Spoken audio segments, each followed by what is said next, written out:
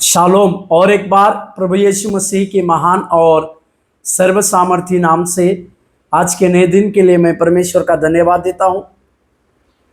उसकी दया हमारे ऊपर निरंतर बनी रहे, उसके अनुग्रह के तले हम आकर बड़ी आशीष और बड़े विजय प्राप्त करने पाए।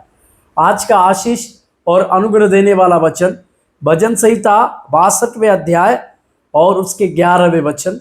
भजन संहिता 62वें अध्याय और 11वां वचन। परमेश्वर ने एक बार कहा है और 2 बार मैंने यह सुना है कि सामर्थ परमेश्वर का है। प्रभु के नाम की महिमा और प्रशंसा हमारे संग होने पाए। राजा दाऊद का लिखा हुआ यह भजन है। वहां पर राजा दाऊद परमेश्वर ही एकमात्र शरण स्थान है, इसके विषय में कई एक बातों को कहता है।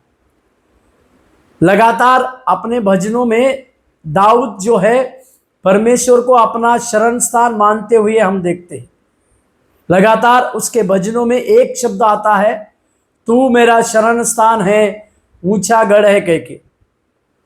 क्योंकि कई एक विपरीत परिस्थितियां दाऊद के जीवन में तो आई, कई एक संघर्षों के बीच में दाऊद रहा, कई एक प्रकार के अपने ही विरोधियों के बीच में वो रहा, पर उस सारे विरोधियों से परमेश्वर ने ना केवल राजा दाऊद को छुड़ाया, पर कदम कदम पर परमेश्वर ने उस दाऊद के जीवन में बड़े विजय की बातों को दिया।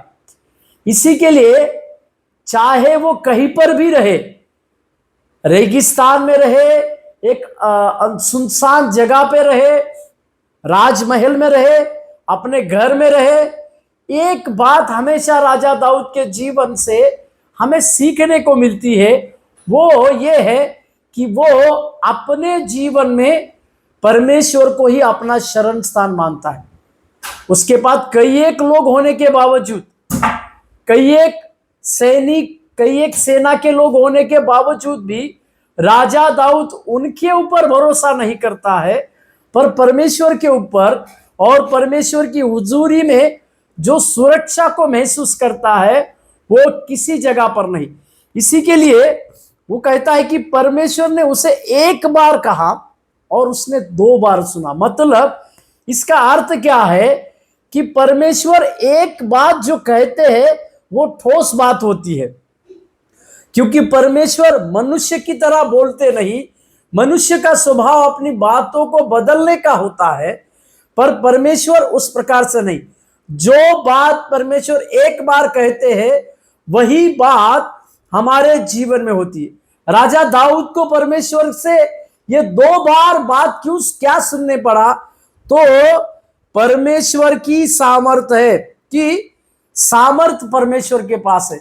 मतलब वो परमेश्वर सामर्थी है, ये बात परमेश्वर की राजा दाऊद को पता चली, जो परमेश्वर ने कही।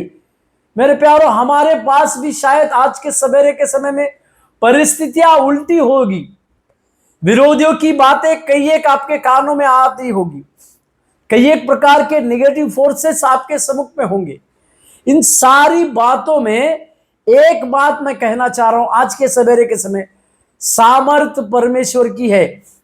मतलब इन सारी परिस्थितियों को बदलने की ताकत केवल परमेश्वर में है।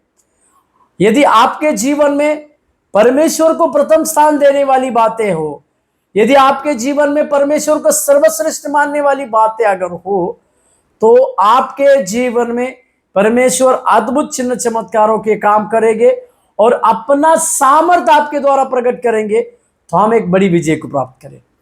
तो आपको आशीष।